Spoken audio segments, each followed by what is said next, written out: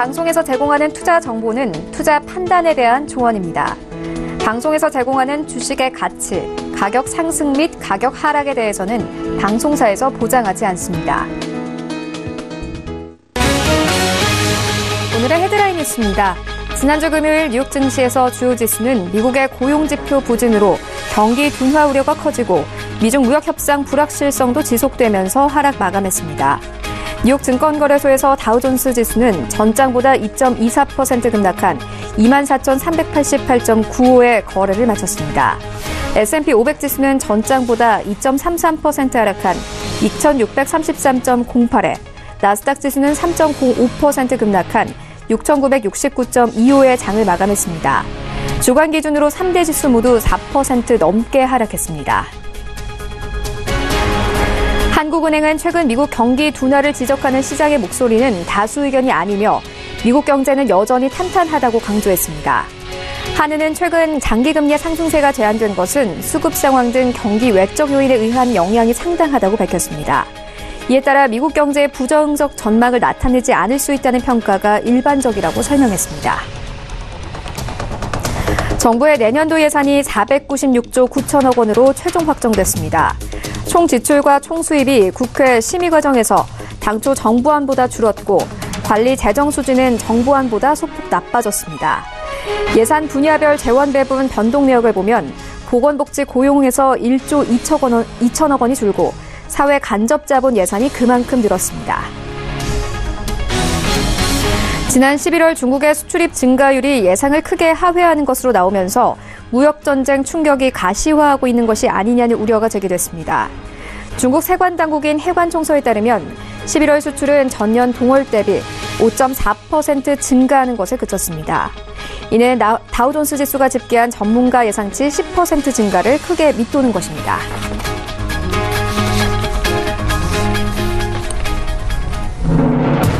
시청자 여러분 안녕하십니까? 출발 증시 와이드 1부 시작합니다. 최희훈입니다. 지난주 글로벌 증시 전반적으로 하락세였습니다. 뉴욕 증시 같은 경우에는 주간 기준으로 3대 지수가 모두 4% 넘게 하락하면서 마감했습니다. 우리 증시도 마찬가지입니다. 이 주간 기준으로 코스피와 코스닥 모두 1% 넘게 하락하면서 마감했습니다. 전문가들은 이번 주 브렉시트 표결과 미국과 중국의 협상이 남아있는 만큼 이러한 굵직굵직한 이벤트로 인해서 우리 증시의 희비가 엇갈릴 것이라고 분석을 하고 있습니다. 이런 시장 상황들 오늘 출발 증시 와이드 1부와 함께 정확하게 다뤄보도록 하겠습니다. 네, 오늘 라이브 이슈타임이 준비가 되어 있습니다. 중국의 하웨이 CFO가 캐나다에서 체포됐습니다. 이와 함께 미국과 중국의 무역 전쟁이 심화되는 것이 아니냐는 우려가 나오고 있는데요. 함께 짚어볼 거고요. 이어서 오펙 회의에서 감산이 결정됐습니다. 시장 참가자들을 안도하는 분위기입니다. 유가 흐름 함께 짚어보도록 하겠습니다. 출발 증시 와이드 1부 지금 출발합니다.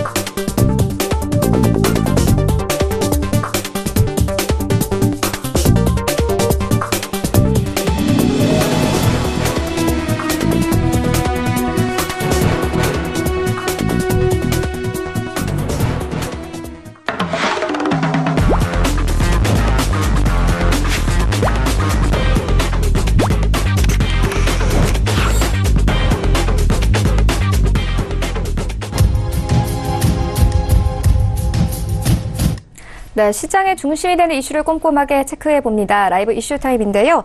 헌터스 경제연구소 김진석 소장 모셨습니다. 안녕하세요. 안녕하세요. 네, 먼저 첫 번째 이슈부터 시작을 해보도록 하겠습니다. 지난주 국내 증시는 초반에는 강했지만 후반에는 좀 약한 모습을 보였습니다. 이 주간 기준으로 코스피와 코스닥 모두 1% 넘게 하락하는 모습을 보였는데요. 미국의 장단기 금리 역전 이슈도 있었고 미중 무역 전쟁과 관련해서 계속 엇갈리는 흐름을 보였습니다. 조금 더 자세하게 짚어봐 주시죠. 네, 기본적으로 뭐 전강 후약의 패턴들이 좀 보여주고 있는 것 같고요. 앞서서 말씀하실 때도 한국은행이 미국의 경제에 관련돼서 기본적으로 경기 침체 우려가 아직까지는 소수다 이런 입장을 보이고 있다는 걸 보면 아직까지 한국의 증시에 대한 방향성을 일단 한국은행 즉 정책 당국자도 모르는 것은 아닌가 이렇게 말씀드려보겠습니다. 중요한 것은 지난주에 기본적으로 시장의 흐름도 빨간불 났지만 2018년도 12월 달 뭐 얼마 지나지 않았습니다만 양대 시장이 약 1% 그리고 코스닥 시장에서는 1.49% 약세를 보이고 있다는 거 보면 전체적으로 많은 분들이 12월 달 소위 산타 랠리를 기대하고 있는데 산타 랠리와 관련돼서는 일단 한 단계 좀 뒤로 물러서는 것은 아닌가 이렇게 말씀 좀 드려보겠습니다. 자, 그럼 우리가 여기서 바라보셔야 될 것은 결국 지수에 대한 판단보다도 삼성전자를 어떻게 판단해야 되는지 그런 부분들이 가장 시장의 화두이기 때문에 삼성전자의 패턴을 보시면서 시장이 좀 팁을 좀 찾는 것이 맞다 이렇게 말씀드리면서 삼성전자의 방향성을 먼저 말씀드려보겠습니다. 자, 이제 뭐 삼성전자가 이제는 액면 분할 그러니까 50분의 1 액면 분할했기 때문에 4만 원대 상당히 좀 눈에 익숙하지 않은 모습을 가지고 있는데요. 눈에 띄는 것들은 지난 시기로 잠깐 돌아가 보겠습니다. 눈에 띄는 것들은 5월 4일날 많은 분들이 결국 이때 액면 분할 이후에 5월 4일날 최고가가 53,900원을 바라보고 계시는데요. 중요한 것은 53,900원 중요한 것이 아니라 이 당시에 저가가 51,900원 그러니까 50분의 1 액면 분할 이후에 상당히 저가가 약 51,000원대인데 여전히 51,000원대에서 여전히 하회하고 있다 보겠습니다. 5만원대와 4만원대 그러니까 어떻게 보면 지난 5월부터 12월까지 약 6개월 이상 7개월 동안에 결국 10% 이상 급락했다. 정확하게 말씀드리면 20% 이상 급락했다 말씀드려보겠는데요. 이 당시에 어떤 일이 있었냐면 이 당시에 많은 증권사 페이퍼도 이런 얘기했습니다. 즉 삼성전자가 기본적으로 액면분을 했던 이유가 무엇보다도 주주가치 제고 그러니까 결국 많은 분들이 돈이 없어서 삼성전자 주식을 못 사셨는데 이제는 50분의 1 액면분을 했기 때문에 주식을 사세요. 이런 평가 가지고 있는데 이 이후에 개인들이 상당히 매수했습니다만 최근 들어서는 우리가 결국 뭐 어떻게 보면 개미의 저주라는 표현을 쓸 수 있는 것처럼 이 당시에 51,000원대 현재 49,950원이기 때문에 현재까지 모습을 보면 이제 삼성전자 그러니까 가장 튼튼했던 삼성전자를 매수하셨던 분들 그리고 펀드나 등에 기본적으로 삼성전자에 편입되어 있기 때문에 삼성전자 주가가 여전히 급락하고 있다는 걸 보면 결국 지수에 대한 방향성은 아직까지 부정적이다 이렇게 삼성전자 방향성을 통해서 이번 2018년도 12월 달 여전히 부정적일 것이다 이런 어떤 말씀을 좀 드려보겠습니다. 또한 팩트 관련돼서 영국 브렉시트에 대한 코멘트가 나오고 있는데요. 영국 브렉시트 관련돼서 영국의 메이 총리 등 상당히 결국 그 유럽발 리스크가 미국을 넘어서 한국 증시에 상당히 영향을 미치고 있는데요. 눈에 띄는 것들은 브렉시트발 이슈가 이번 주에 하원에 표결 예정이라고 지금 표현되고 있습니다. 중요한 것은 결국 유로존이 최근 들어서 몇몇 국가가 탈 브렉시트 때로는 이탈렉시트 이런 어떤 유로존의 국가가 유럽을 탈피하려고 하는 걸 보면 기본적으로 미국 경기의 논란을 넘어서 유로존 증시도 상당히 어려운 것은 아닌가 이런 좀 판단을 가질 것 같고요. 자, 세 번째 우리가 이번 주 이슈 관련돼서 결국 김정은 관련돼서 논란이 좀 올라오고 있습니다. 뭐 어떤 기사를 보니까는 김정은 그 북한 그 국방위원장이 이번에 크리스마스 때 결국 남한에 어떻게 보면 그 남산에 올 것인가 이런 얘기 있을 정도로 상당히 기대감이 커지고 있습니다만 아직까지 이 관련돼서 정확하게 시장은 좀 반영을 못하고 있는 것 같고요. 자, 몇몇 종목을 보면서 지난 소위 남북경협주가 여전히 시장에 끈은 남아있지만 이와 관련돼서는 테마성으로 리스크가 커지고 있다 이렇게 말씀드려보겠습니다. 자, 몇몇 종목부터 말씀을 드려보겠는데요. 올 한해 상당히 시장 관련돼서 화면에 보시는 것처럼 몇몇 종목들 하락한 종목보다 상승한 종목들이 상당히 많다고 보여줄 수 있는 것 같고요. 가장 남북 경협주 관련돼서 우리가 현대 엘리베이터의 코멘트를 좀 드려봐야 되겠습니다.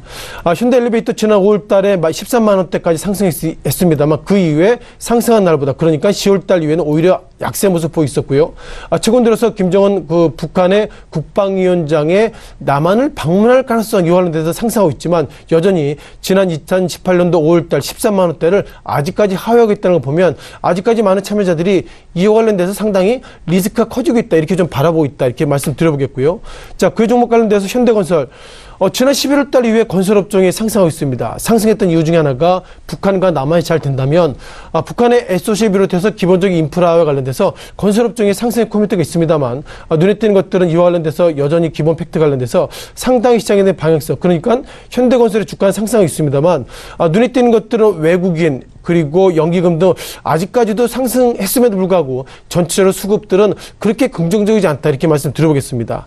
또한 올 한 해 또 가장 이 종목 가지고 계신 분들은 여전히 우리가 큰 이벤트로 보고 계시죠. 자, 부산산업입니다. 이 종목이 지난 5월 달에 25만 원대, 그리고 최근 들어서 19만 원대를 다시 한번 20만 원대로 올라오고 있다 못하다는 걸 보면 어쩌면 많은 부분들이 개인 테마성으로, 즉 방북 경협 관련주를 보고 있습니다만 눈에 띄는 몇몇 종목들이 여전히 상승보다 하락하고 있다는 걸 보면 이번에 북한 측에서 김정은 위원장이 남한에 온다 하더라도 대북 경협 그리고 경협 관련주의 테마성은 이제는 좀 어떻게든 소멸되는 것은 아닌가 이런 말씀 드리면서 이번 주 시장 결국 영국발 브렉시트가 어떻게 함을 통과할 것인지, 또한 남북 경협주가 또 다른 이슈가 올라올 것인지, 그것들이 이번 주에 큰 이슈라고 말씀을 드리겠습니다. 네, 그런데 소장님 오늘 아침에 나온 거 보니까 김정은의 서울 답방이 내년으로 밀릴 것이라는 이런 보도가 나오더라고요. 그 남북 경협주 앞으로 움직이면 어떨까요? 그렇다면. 일단 정말 일이 때론 일비한다는 표현이 좀 맞는 것 같고요. 네. 아신 것처럼 청와대 기본 입장 관련돼서는 북한 측과 관련돼서 정확하게 입장들을 정확하게 좀 내놓지 못하고 있습니다. 이 시각 현재 동시효과 때 주가의 매매 패턴을 보면 상당히 그런 이슈 이후에 동시효과 때 모습이 아직까지 좀 정확하게 집계되고 있지 않습니다만, 중요한 것은 이후의 방향성. 그러니까 지난 시기 관련돼서는 앞서 말씀드렸던 것처럼 북한의 김정은 위원장이 결국 남산에 올 것이다 이런 코멘트가 있는데, 오늘 관련돼서는 다시 한번 연내보다는 내년으로 답방의 수순을 넘어가고 있는데, 현재가 12월 10일이죠. 그러다 보니까 12월 10일 이후에 또 다른 이벤트가 나올 수 있기 때문에 제가 볼 때 이와 관련돼서는 아직까지 결국 그 일비 대응하기보다는 결국 북한 측의 코멘트가 어떻게 나오는지 그런 거에 따라서 데이 트레이딩의 전략이 그나마 리스크 가운데서 좀 해치할 수 있는 그 방법이라고 말씀드리겠습니다. 네, 알겠습니다. 이어서 다음 이슈로 옮겨가 보도록 하겠습니다. 우리의 산타 랠리에 대한 기대감을 조금 무너뜨리는 이슈가 있었는데요. 바로 이 화웨이 CFO가 미국 정부의 요청으로 캐나다에서 체포가 됐습니다. 미중 관계가 다시 흔들리는 것이 아니냐는 우려가 나오고 있습니다. 이게 좀 중요한 이유가 GT 사태랑 좀 비슷하더라고요. 미국이 제일 중요하게 생각하는 게 아무래도 기술이랑 보안인데, 그렇죠. 이런 부분들에 대해서 이제 미국이 좀 확인하려고 나섰습니다. 어떻게 보십니까? 일단 몇 가지 좀 글로벌 이슈가 좀 올라오고 있는데요. 네. 아신 것처럼 이 지금 그 화웨이 CFO 같은 경우에는 결국 화웨이 어떤 오너의 딸이라고 우리가 기사가 나오고 있는데요. 네. 그 당시에 돌아가 보면 그 트럼프 대통령 그리고 중국의 시진핑 주석이 만났던, 즉 G20 정상회담의 중간에 이런 이슈가 있기 때문에 이와 관련돼서 말씀하시는 분들이 상당히 다양한 해석하고 있습니다. 네. 결국 이것이 남한과 어떻게 보면 중국과 그 미국의 무역전쟁 관련돼서 어떤 단초 역할을 할 것인가, 그런 부분들이 상당히 이슈가 되고 있는데요.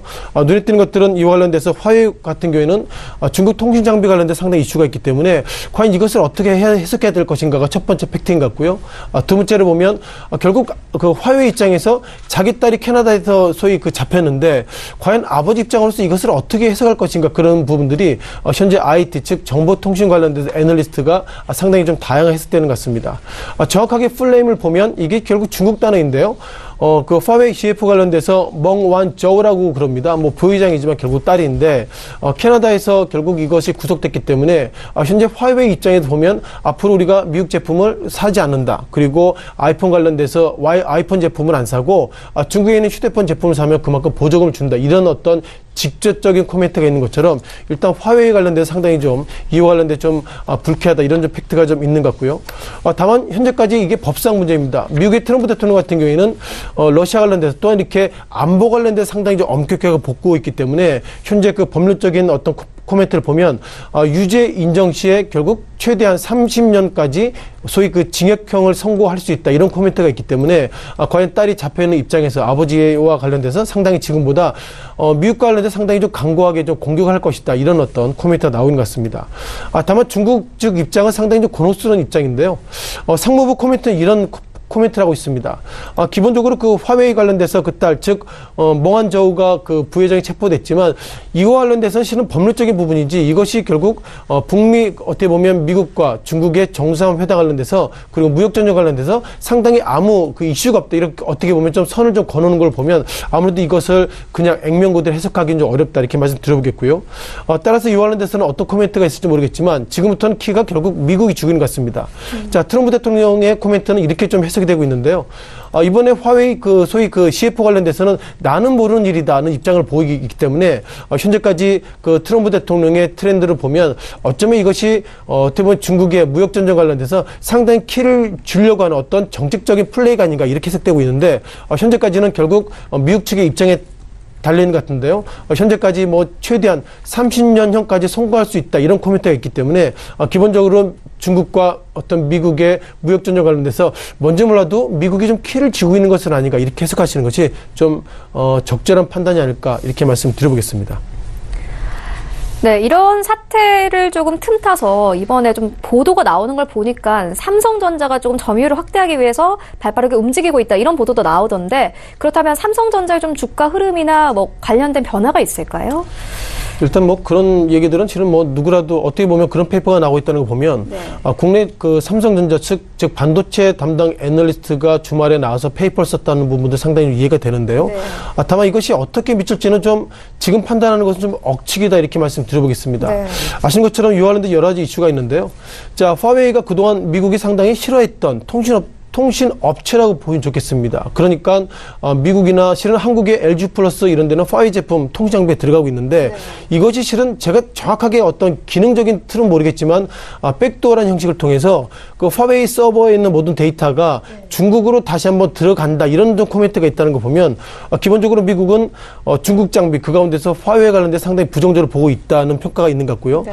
또한 따라서 앞서서 말씀하셨던 삼성전자의 소위 반대급부가 있을 것이라는 그 추측의 기본적인 근거를 보면 그만큼 아무리 화웨이 제품들이 기능은 좋아지고 좋음에도 불구하고 가격이 낮다 하더라도 보안성에 문제가 있다면 결국 삼성전자 제품을 살 것은 아닌가 그런 기대감이 뿐인데요. 현재까지 그것이 결국 삼성전자에 얼마나 득이 될 것인가 이런 부분들은 코멘트는 드리기 어렵겠지만 그만큼 삼성전자의 주가가 앞서 말씀드렸던 것처럼 액면 분할 이후에 55만 원대, 최근 들어서 4만 원대이기 때문에 그만큼 삼성전자의 주가가 약세이기 때문에 조금이나마 상승할 수 있는 핑계를 좀 애널리스트가 좀 만드는 것은 아닌가 이 정도가 좀 적절한 좀 말씀인 것 같습니다. 그러니까 인위적이라는 말씀이시죠. 이런 부분들은 사실은. 네, 실은 그렇죠. 실은 이것이 과연 어떻게 해석될지를 아무도 모르는데 네. 그만큼 이제 해석을 만들어 놓으려고 애썼다. 그 정도만 이제 애썼다 평가가 가야 될 것 같고요. 이것이 결국 수치화 통해서 데이터를 통해서 주가에 미치기에는 좀 리스크가 좀 큰 것 같습니다. 네, 알겠습니다. 이어서 다음 이슈로 옮겨가 보도록 하겠습니다. 지난주 오펙 회의에서 감산이 결정됐습니다. 일단 시장에서는 안도하는 분위기이긴 합니다만은 그래도 여전히 불안합니다. 카타르 오펙 탈퇴 이슈도 있었고요. 석유 카르텔 붕괴에 대한 우려가 나오고 있습니다. 유가 흐름 조금 더 자세하게 짚어봐 주시죠. 네, 기본적으로 오펙이 어떻게 보면 하나씩 둘씩 좀 이제 여러 가지 좀 하고 있는데요. 어쨌든 오펙 입장에서 보면 카타르, 소위 이런 몇 개의 어떤 오펙 멤버 관련돼서 소수가 우리는 오펙을 탈퇴하겠습니다. 이런 입장에 탈퇴하려면 탈퇴해라. 이런 입장으로 감산 결정했다. 이렇게 좀 보시는 것이 맞을 것 같고요. 따라서 오펙이 그동안 좀 고민을 좀 많이 하고 있습니다. 왜냐하면 지난 시기에 배럴당 $100 넘어서는데 최근 들어서는 $50, $60 선이기 때문에 제가 오펙에 헤드를 하더라도 당연히 감산하는 것이 맞습니다. 즉 최근 들어서 배럴이 어떤 배럴당 그 가격이 떨어지겠다는 걸 보면 그만큼 공급을 많이 하기 때문에 결국 유가가 좀 떨어지기 때문에 그걸 보면 일단 감산을 해서 유가의 하락을 저지하겠다 이런 좀 판단을 가지고 있는 것 같고요. 네. 자, 그러다 보니까 그 뉴욕 증시 관련돼서 뉴욕 상품거래소죠. 유가가 52.61 그러니까 1%대 그 상승을 보이겠다는 거 보면 어쨌든 감산 관련돼서 일단 그 상업거래소는 일단 상승으로 좀 화답하고 있다 이렇게 좀 말씀드려보겠습니다. 다만 여기서 몇 가지 좀 이슈가 좀 우리가 볼 수 있는 것 같은데요. 자, 기본적으로 감산을 했던 이유가 뭘까요?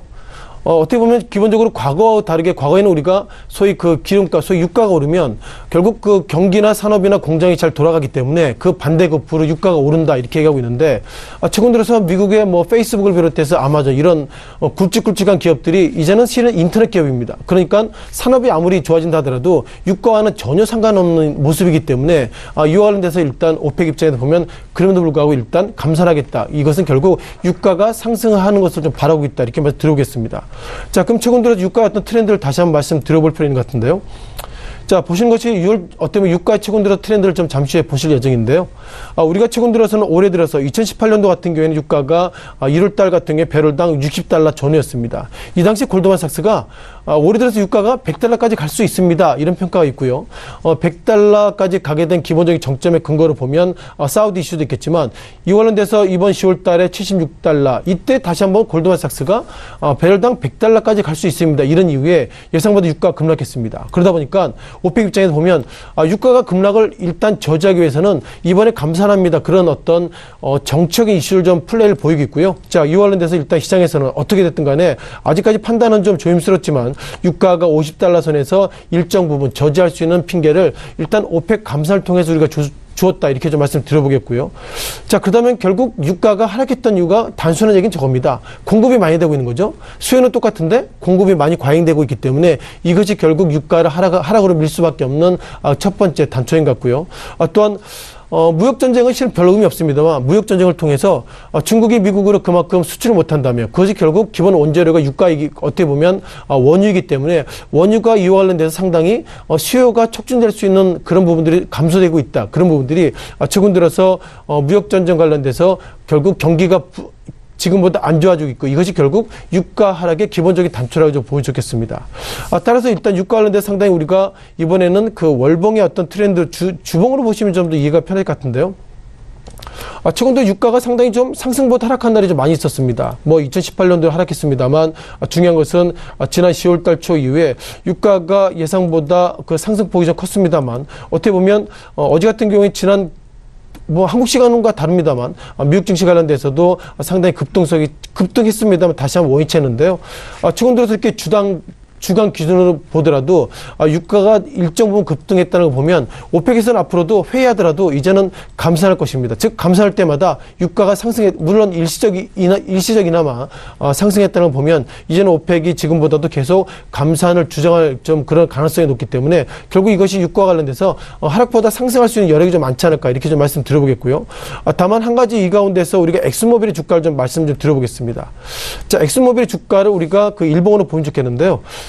자, 엑슨모빌의 주가와 유가와 상당히 연동이 안 되고 있습니다. 왜 그러냐면 미국 같은 경우에도 우리가 통상 그 오펙 관련돼서 종주국이 사우디아라비아이고요. 자, 미국 같은 경우에도 소위 샌드 오일을 통해서 미국도 이제 어떻게 보면 2018년도 11월 달 데이터 보면 미국이 제2위의 산유국입니다. 물론 원유를 통해서 산유하는 것이 아니라 소위 그 샌드 오일을 통해서 이제 산유국이 됐기 때문에 이제는 유가가 어떤 방향으로 된다 하더라도 엑슨모빌의 주가만 보더라도 결국 이제는 엑슨모빌의 주가를 통해서 유가에 대한 방향성을 정하기는 어렵다 이렇게 말씀 드려보겠고요. 눈에 띄는 것들은 엑슨모빌의 주가가 지난 9월 달에 배럴당 87달러 그리고 최근 들어서는 77달러이기 때문에 앞서 보셨던 것처럼 유가의 급락보다도 엑슨모빌을 비롯해서 쉐어벤 즉 미국의 정유업종의 주가가 예상보다 비탄력적이기 때문에 이제는 유가에 대한 방향성을 엑슨모빌이나 앞서 말씀드렸던 쉐어벤 이런 어떤 미국의 종목과는 예상보다 좀 이렇게 커플링되지 않다 이런 모습 보면 이제는 엑슨모빌의 주가를 통해서 유가에 대한 방향성을 정하기는 어렵다 이렇게 말씀드리겠습니다. 네, 사실 유가는 글로벌 정치 경제가 복잡하게 얽혀있는 이슈인 만큼 방향을 잡기가 쉽지 않은데요. 그럼에도 불구하고 어쨌든 간에 오펙에서 감산을 좀 합의했기 때문에 우리 시장에서의 정유주 흐름 좀 좋아질 것이라고 보십니까? 일단 통상 유가 실은 통상 매년 초가 되면 우리가 경영기획부나 이런 데서 예상을 좀 하죠. 네. 그러다 보니까 유가가 상당히 변동성이 커지고 있으면 예측을 좀 못합니다. 네. 아신 것처럼 기본적으로 중동에서 우리 한국으로 들어올 때 약 2달 정도 걸리는데요. 자, 2달 전에 배럴당 80달러 들어왔는데 2달 후에 한국에 들어왔을 때 배럴당 60달러면은 그만큼 얼떨결에 20달러의 손해를 일단 재고평가를 보고 있다는 거 보면 네. 화면에 보시는 것처럼 유가와 관련돼서 관련 종목들이 있지만 일단 유가와 관련돼서 변동성이 커지고 있다. 그런 부분들은 기본적으로 정유업체에는 상승보다 하락할 수 있다. 이런 어떤 변동성이 커지고 있는 모습으로 좀 말씀드려보겠습니다. 자, 그다음 몇몇 종목들 관련돼서 우리가 정유 3사에 대한 코멘트를 좀 드려볼 필요가 있는 것 같은데요. 기본적으로 이번에 관련돼서 유가에 대한 하락이 여러 가지 이슈가 있습니다만 일단 GS부터 말씀을 좀 드려보겠는데요. 여기에 좀 한 가지 대신유권 HT 쓰시는 분들 입장에서 보면 한 가지 좀 자료를 좀 추가를 좀 하겠습니다. 지표 추가를 하셔가지고요. 현재 패드에 우리가 유가에 대한 팩트를 좀 넣으면서 유가와 어떻게 연동이 되는지 좀 말씀드려보겠습니다. 기본적으로 우리가 GS 관련돼서 정협종을 우리가 보시는데요. 유가에 대한 트렌드입니다. 눈에 띄는 것들은 유가와 정유 3사 관련돼서 GS의 트렌드가 어떻게 되는지 모르겠지만 중요한 것은 유가가 지난 10월달 이후에 유가가 배럴당 10달러부터 하락했는데 예상보다 GS는 하락폭이 좀 적어지고 있기 때문에 정유 3사 관련돼서 GS는 좀 매매하기 어렵다. 즉 유가와 연동 관련돼 매매하기 어렵다 이렇게 말씀 드려보겠고요. S-오일의 좀 코멘트를 좀 들어보겠습니다. S-오일은 상당히 정직하게 나오고 있습니다. 눈에 띄는 것들은 지난 어떻게 보면 10월달에 유가가 75달러 이후에 하락했을 때 기본적으로 그 S-오일의 주가 하락하고 있죠. 따라서 유가가 하락했다는 것에 방향성이 정해진다면 S-오일 같은 경우에는 정확하게 따라서 하락하고 있기 때문에 기본적으로 지난 시기에 그러니까 2017년도 8월달 이후에 유가가 상승 트렌드로 갔을 때 예상보다 S-오일의 주가가 그렇게 민감하지 않았습니다만 유가가 하락하거나 급락할 때는 정확하게 S-오일의 주가는 밀린다. 이런 부분들이 차트를 통해서도 우리가 확인될 수 있는 것 같고요. 자, 마지막 관련돼서 그 SK이노베이션입니다. 이 종목도 같은 패턴입니다. 눈에 띄는 것들은 유가가 상승할 때는 정확하게 코멘트를 좀 드릴 수 없습니다만 유가가 10월달 이후에 하락할 때 그러니까 22만 7천 원대부터 유가가 하락할 때 SK이노베이션이 정확하게 하고 있다는 거 보면 이제는 유가에 대한 트렌드를 제가 볼 때 평가는 상당히 어렵습니다만 결국 이렇게 유가가 상승과 하락의 변동성이 커지고 있을 때 예상보다 어떻게 보면 S-오일 그리고 SK이노베이션이 상당히 좀 민감하게 움직이고 있다 말씀 드려보겠고요. 따라서 유가가 과연 이렇게 롤러코스터처럼 매매 패턴을 보이는 것보다 유가가 안정할 때는 SK이노베이션이나 정협종을 사면 좋겠지만 유가가 급락할 때는 오히려 그 셀 관점으로 S-오일이나 SK이노베이션이 좀 접근하기 좋다 이렇게 정리를 좀 드려볼 수 있는 것 같고요. 따라서 정리하면 유가에 대한 방향성이 상당히 혼돈될 때는 제가 볼 때 정유 3사를 매매하기는 어렵다는 판단을 좀 가지고 있는 것 같습니다. 마지막으로 유가가 이렇게 하락하게 된다면 정유 3사가 기본적으로 영업이나 이런 부분들이 있다. 이런 부분들 없다 하더라도 그만큼 재고 평가가 있기 때문에 현재까지 트렌드를 보면 2018년도 3분기 넘어서 4분기도 기본적으로 영업이익은 2017년도 대비로 부정적이다. 이렇게 통계적인 유의성을 말씀드리겠습니다. 네, 알겠습니다. 유가 흐름 계속 지켜보도록 하겠습니다. 이어서 다음 이슈로 옮겨가 보도록 하겠습니다. 유럽 이슈인데요. 유류세 인상으로 프랑스에서 주말 동안 4주 동안 노란조끼 시위가 이어지고 있습니다.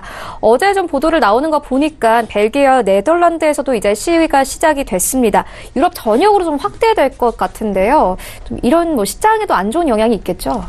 일단 마크롱 대통령이 아직까지 40대 초반이고요. 네. 그러다 보니까 마크롱 대통령이 취임할 때 상당히 젊은 피 이런 얘기했는데 예상보다 좀 약간 좀 어렵다는 평가가 좀 있는 것 같습니다. 그러다 보니까 그동안 유로존 관련돼서 우리가 단단히 지켰던 것들이 그 독일이고요. 네. 독일 이후에 프랑스 마크롱 대통령 같은 경우에는 자 트럼프 대통령과 소위 그 악수 배틀이라고 그러죠. 네. 그 트럼프 대통령과 서로 악수했을 때 서로 얼마나 좀 힘을 주냐 이런 어떤 그런 이슈가 있었을 정도 상당히 좀 이슈가 있었습니다만 화면에 보시는 것처럼 노란 조끼 지금 저 노란 조끼가 통상 그 외국 영화 보시면 우리가 무슨 도로나 이런 데 좀 이렇게 좀 트래픽이 있을 때 노란 조끼를 입었던 사람들이 어떤 그 방어거나 그런 부분인데 이것이 이제 새로운 어떤 혁명의 주체로 좀 올라오고 있다 이렇게 보겠습니다. 기본적으로 마크롱 대통령 퇴진해라 이런 얘기까지 있다는 거 보면 이것이 사회적인 이슈를 넘어서 예상보다 확대되고 있다 이런 부분들이 유로존 관련돼서 상당히 좀 고민을 하고 있다고 보겠고요. 잠깐 이 사이트를 좀 보시면 좋겠습니다. 자, 이 사이트가 그 노란조끼 그 행동 지침이 나오는 표현인데요. 제가 좀 그 프랑스어기 때문에 제가 좀 이걸 해석해 봤는데 이 단어가 어떤 해석이냐면 결국 그 노란 그 조끼에 관련돼서 지침이 좀 나오고 있는 어떻게 보면 행동 관련돼서 상당히 모바일로 지금 이슈가 되고 있는 지침에 대한 그 인터넷이라고 말씀 드려보겠습니다. 중요한 것은 이 부분인데요. 자, 프랑스입니다. 프랑스의 내용을 좀 확대해 보면 프랑스가 지금 전역에서 좀 집회가 올라오고 있고요. 보시는 것처럼 지금 이렇게 지금 몇몇 지역에 제가 지역을 특징적으로 얘기할 수 없겠지만 실시간으로 우리는 집회하고 있습니다. 우리는 집회하고 있습니다. 유로존 관련돼서 프랑스 관련돼서 상당히 이 부분들이 상당히 크게 좀 이슈가 되고 있고요.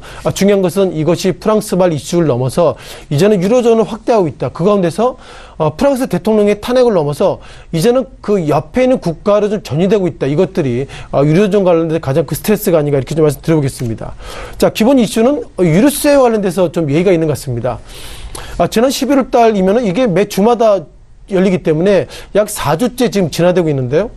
지난 11월 17일 날 유류세 인상을 반대했습니다. 물론 이것이 계속 진행되고 있다 보니 정부 입장에서 그 4주 만에 자 그러면 우리가 유류세 인상을 안 할 거야. 즉 그 어떻게 보면 노란조끼의 힘에 의해서 그 프랑스 정부 정책 당국자가 어떻게 보면 유류세 인상을 처리하고 있다 이런 것을 보면 이제는 이것이 노란조끼를 넘어서 상당히 정치적 이슈화가 되고 있다 이렇게 말씀드려보겠고요. 따라서 유로존이 바라보는 시각들은 이것이 프랑스발 이슈가 아니라 예상보다 유로존이 결국 이 노란조끼로 계속 확대되는 것은 아닌가 이런 부분들이 가장 큰 이슈로 좀 오고 있는 것 같습니다. 자, 그럼 우리가 눈에 띄는 것들은 결국 이것이 프랑스 증시에 어떤 영향을 미칠까 이런 부분들이 보고 있는데요. 자, 눈에 띄는 것들은 우리가 그 많은 그 참여자들 관련돼서 12월 달, 즉 11월 초, 그러니까 11월 우리가 17일부터 이슈가 있었습니다만 11월 16일, 27일 이후에 즉 유류세 관련돼서 안 하겠습니다 이후에 오히려 12월 달에 프랑스 까크 지수가 하락을 넘어서 급락이라는 표현을 쓰고 있습니다. 이것이 결국 정치적인 불안이 결국 프랑스 증시에도 영향을 미치고 있다 이렇게 말씀드려보겠고요. 따라서 이와 관련돼서 2017년도 5월달 마크롱 대통령이 취임했습니다만 예상보다 초반에는 좀 잘했던 것 같습니다. 다만 초반에 그 어때 프랑스의 군부하고 좀 갈등이 있었고 상당히 갈등이 있어서 최근 들어서 기본적으로 여러 가지로 어떤 지지율이 지난 7일자니까 뭐 지난주죠. 지난 7일날 프랑스 기본적으로 경제지 관련돼서 마크롱 대통령 지지율이 23%까지 떨어졌답니다. 즉 23%까지 마크롱 대통령 지지율이 떨어지고 있다는 거 보면 이것은 회복이 안 되는 거거든요. 그러니까 어떻게 보면 2017년 즉 1년 5개월, 1년 6개월 만에 프랑스 대통령의 지지율이 떨어지고 있다. 결국 프랑스 관련돼서 상당히 이런 어떤 정적인 이슈가 예상보다 유로존은 지금보다 좀 불타게 만드는 것은 아닌가 이런 이슈 속에서 유로존을 바라본 시각은 예상보다 좀 부정적이라고 말씀드려보겠고요. 따라서 기본적으로 마크롱 대통령이 그 작년 2017년도 5월 달에 취임할 때 데이터를 보니까 취임 초기에는 50%, 또 많게는 60%인데 이것이 1년 5개월 만에 60%가 23%, 그러니까 가장 바닥까지 갔다는 거 보면 프랑스가 어쩌면 마크롱 대통령 퇴임이나 탄핵 이런 이슈가 있다 이런 부분만 하더라도 프랑스 대통령 이슈가 한국 증시나 그리고 한국 대통령이나 상당히 유로존을 바라보는 시각에 좀 부정적인 영향을 미치고 있다 이렇게 말씀 드려보겠고요. 어떤 팩트 관련돼서 지난 12월 3일 날 그 시위 관련돼서 어떤 여성이 사망됐기 때문에 예상보다 프랑스발 이슈가 좀 계속 번질 것이다 이렇게 말씀을 좀 예측해 보겠습니다. 네, 알겠습니다. 이렇게 좀 유럽에서 여러 가지 이슈가 나오고 있는데요. 이 이슈가 커지면 당연히 유로화도 조금 불안해지지 않습니까? 그렇다면 또 미국에까지 영향이 있을 것이고 우리도 당연히 영향을 받을 것인데 이런 부분들은 어떻게 보십니까? 일단 뭐 프랑스 같은 경우에는 상당히 한국에 좀 그 영향을 그렇게 좀 크게 좀 보지 않고 있는 것 같습니다. 다만 그 명품을 좋아하셨던 분들은 결국 프랑스에서 많이 좀 이렇게 하시기 때문에 그것들은 뭐 한국의 몇몇 기업들이 실은 그 바이오식으로 계속 온다는 것도 보고 있는 것 같고요. 따라서 이것이 실은 나비 효과라고 보면 좋겠습니다. 네. 실은 프랑스 같은 경우에는 한국과 그렇게 무역의 퍼센트가 그렇게 높지 않습니다만 기본적으로 정리해보면 프랑스발 이슈가 유로존 관련돼서 몇몇 국가가 프랑스도 저렇게 좀 정책 이슈가 되는데 독일이며 최근 들어서 영국의 메이 총리가 브렉시트 관련해서 상당히 이슈가 커지고 있기 때문에 결국 그런 중심에 있던 이슈였던 정치인들이 결국 탄핵이나 퇴임으로 가게 된다면 이것이 결국 나비 효과를 통해서 유로존의 어떤 정치적인 불확실성에서 정쟁 불화, 그것이 결국 미국발 최근 들어 트럼프 대통령 관련돼서 탄핵 이슈는 아니겠지만 러시아 커넥션 관련돼서 계속 좀 이슈가 올라오고 있고요.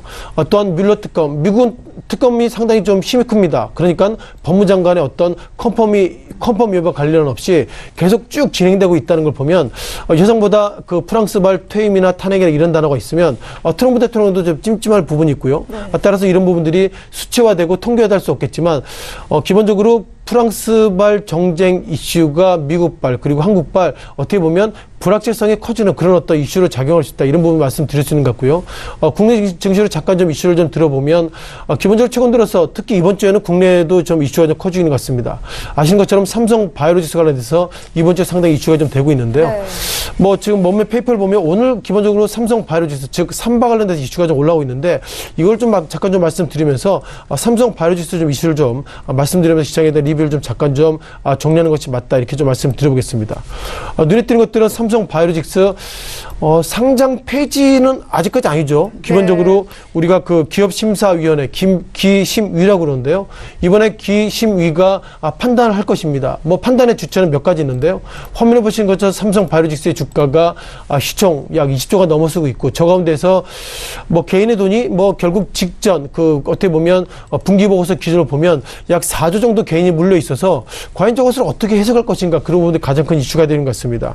자, 눈에 띄는 것들은 올해 말까지 삼성 바이오로직스 관련돼서 상장 유지가 될 것인지, 또한 상장 폐지가 될 것인지, 아니면 개선 기간 유예, 즉 1년 동안 삼성 바이오로직스 관련해서 회계적인 부분들 다시 한번 살펴봐라, 이런 어떤 코멘트가 있는 걸 보면 아직까지 이 관련돼서 상대적으로 충격으로 다가오고 있다 보겠습니다. 잠깐 좀 화면을 통해서 말씀을 좀 드려볼 필요한 것 같은데요. 자, 삼성 바이오로직스에 대한 어떤 화면을 좀 잠시 후에 좀 보실 예정인데요. 자, 올해 4월달 60만 원까지 갔습니다. 2018년도 4월달에 어떤 일이 있었죠? 이때도 삼성 바이오로직스가 바이오로 삼바 관련돼가지고 뭐 분식에다 이런 논란이 있었습니다만, 이 가운데서 2018년도 4월달에 60만 원까지 갔던 이유는 이렇게 해석되면 좋겠습니다. 설마 삼성 바이오로직스가 상장 폐지가 될까? 이런 어떤 이슈가 있었는데, 자, 그럼에도 불구하고 60만 원까지 갔다는 거 보면 삼성 바이오로직스는 결국 불패이다, 이런 이슈가 있기 때문에 이때 사셨던 분들, 물론 지금은 매매거래 정지됐습니다만 이것이 결국 반토막 이상 했다는 걸 보면 앞으로 과연 이것이 얼마나 상장 폐지가 되지 않고 넘어가더라도 상당히 좀 충격이, 즉 돈이 묶여 있다, 이런 좀 말씀 드려보겠고요.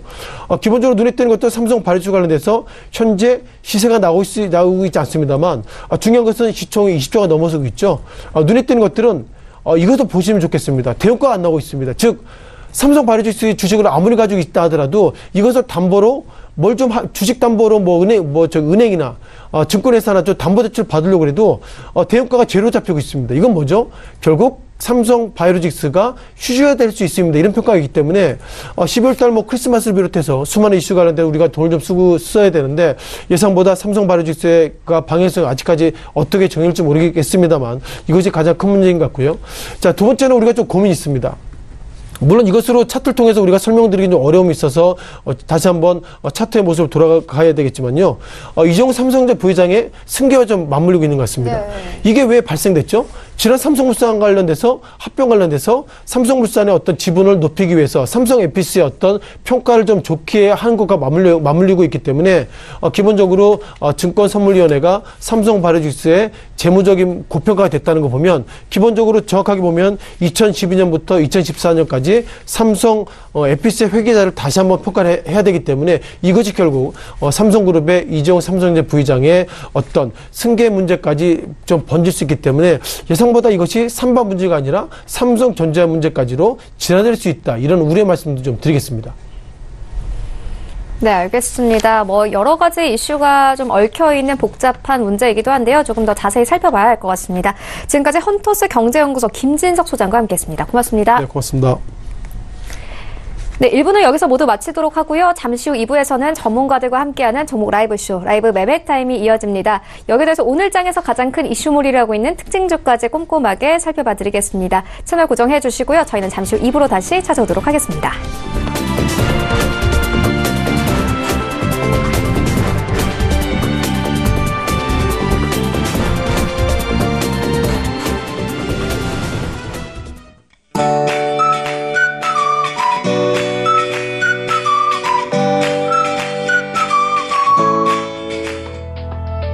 안녕하세요. K웨더 라이프스타일 예보 박유라입니다. 오늘 아침도 따뜻한 옷차림을 하셔야겠습니다. 어제만큼의 추위는 아니지만 여전히 평년 수준을 크게 밑돌며 춥겠는데요. 서울의 아침 기온은 영하 7도까지 떨어져 있습니다. 하지만 낮부터는 기온이 크게 올라 영상권을 회복하겠고요. 당분간 평년과 비슷하거나 조금 낮은 기온을 보이며 극심한 한파는 없겠습니다. 대기질은 오늘도 양호합니다. 다만 WHO 기준으로 보면 먼지 농도가 한때 나쁨 단계까지 오른다고 예보하고 있는데요. 호흡기가 민감하신 분들은 주의하셔야겠습니다. 한편 맑은 날씨 속에 차고 건조한 바람이 계속해 불어들면서 대기가 무척 건조해지고 있는데요. 건조특보가 확대 강화된 곳이 많습니다. 화재가 나지 않도록 불씨 관리를 잘해주셔야겠습니다. 오늘은 중국 북동지방에 위치한 고기압의 영향을 받겠습니다. 다음은 자세한 지역별 날씨입니다. 중부지방의 하늘 대체로 맑겠고 대기질도 무난하겠습니다. 낮에도 영상권을 되찾으면서 큰 추위는 없겠습니다. 동해안도 대체로 맑겠지만 대기가 무척 건조하겠습니다. 낮 기온 강릉과 울진 6도까지 오르겠습니다. 남부지방 대체로 맑은 하늘이 예상됩니다. 낮 동안 광주 7도, 대구 10도까지 오르는 등 추위가 주춤하겠습니다. 바다의 물결은 동해상으로 최고 2.5m까지 약간 높게 일겠고요. 그 밖의 해상은 잔잔하게 일겠습니다. 내일은 전국에 눈 또는 비가 오겠고요. 강원, 영동은 수요일까지 이어지겠습니다. 또 목요일에는 전국에 또 한 차례 눈 또는 비가 내릴 것으로 보입니다. 또 당분간 심한 한파는 없지만 아침에는 영하권의 추위가 계속될 전망입니다. 날씨였습니다.